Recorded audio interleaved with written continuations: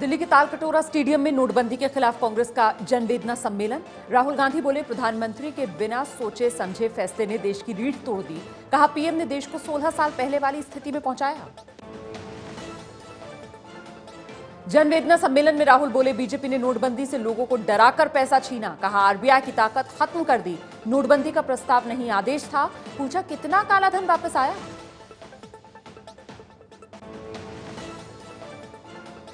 कांग्रेस के जनवेदना सम्मेलन में पूर्व पीएम मनमोहन सिंह ने नोटबंदी को आपदा बताया। कहा, इसके खराब नतीजों को देश आगे भुगतेगा। राहुल गांधी पर बीजेपी का पलटवार।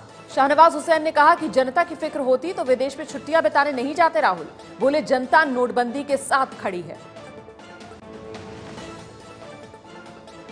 नोटबंदी में मारे गए 120 से ज्यादा लोगों के लिए कांग्रेस के जनवेदना सम्मेलन में जुटे नेताओं ने मौन भी रखा। शोक प्रस्ताव भी पास किया गया। नोटबंदी के खिलाफ ममता की पार्टी टीएमसी के सांसदों का राष्ट्रपति भवन तक मार्च। राष्ट्रपति प्रणब मुखर्जी को ज्ञापन सौंपा। नोटबंदी को आम आदमी की तकलीफ बढ़ाने वाला कदम बताया। भारत रत्न और नोबेल पुरस्कार विजेता अर्थशास्त्री अमर्त्य सेन ने नोटबंदी को लेकर प्रधानमंत्री मोदी पर बोला हमला। कहा, इन दिनों फैसले रिजर्व बैंक नहीं, मोदी ले रहे हैं। नोटबंदी से भारतीय अर्थव्यवस्था को झटका। वर्ल्ड बैंक का अनुमान 2016-17 में विकास दर 7.6% से घटकर 7% रहेगी। वाइब्रेंट गुजरात सम्मेलन का आज दूसरा दिन। वित्त मंत्री जेटली ने कहा, अर्थव्यवस्था मजबूत करने के लिए बड़े सुधार किए जाने की जरूरत। बोले, वही कर रहे हैं। पंजाब के पटियाला में केजरीवाल ने कहा, पंजाब का सीएम पंजाबी ही होगा। मैं नहीं बन सकता पंजाब का सीएम, लेकिन वादे पूरे कराने की जिम्मेदारी मेरी। कल आप नेता मनीष सिसोदिया ने मोहाली में कहा था कि लोग ये मानकर चले, पंजाब के सीएम अरविंद केजरीवाल ही होंगे। गोवा में पुर्तगाल के पीएम एंटोनियो कोस्टा के दौरे को विपक्ष ने चुनावी दौरा बताया। कहा, कोस्टा के पुर्तगाली पूर्वज अभी भी बड़ी संख्या में गोवा में रहते हैं। बीजेपी उनका वोट हासिल करना चाहती है। लखनऊ में समाजवादी पार्टी के दफ्तर पहुंचे मुलायम सिंह यादव। चचेरे भाई रामगोपाल पर लगाया पार्टी तोड़ने की कोशिश का आरोप। बोले, हम नहीं टूटने देंगे पार्टी। समाजवादी पार्टी में जारी कलह को लेकर बीजेपी सांसद योगी आदित्यनाथ का अखिलेश यादव पर निशाना। बोले, जनता अखिलेश पर कैसे विश्वास करेगी जब खुद उनके पिता मुलायम उन पर यकीन नहीं कर रहे।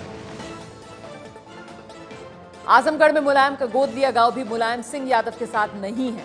अखिलेश पे जताई गांव के लोगों ने आस्था।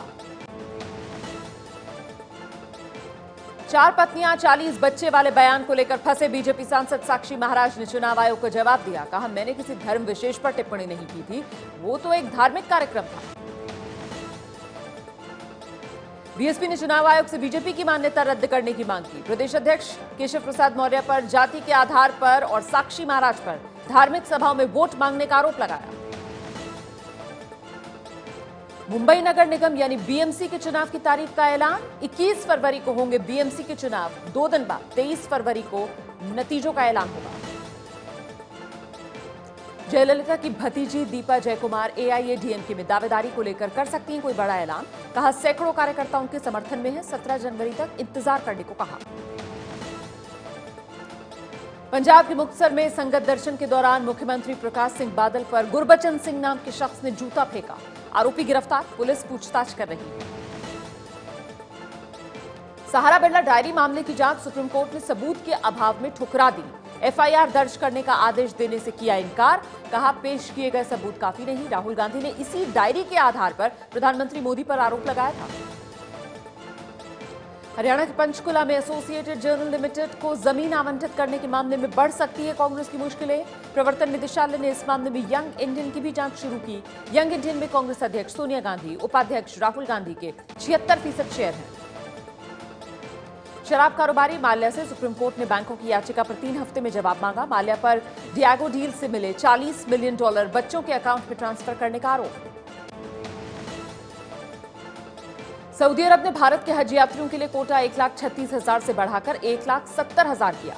29 साल में पहली बार हुई इतनी बढ़ोतरी।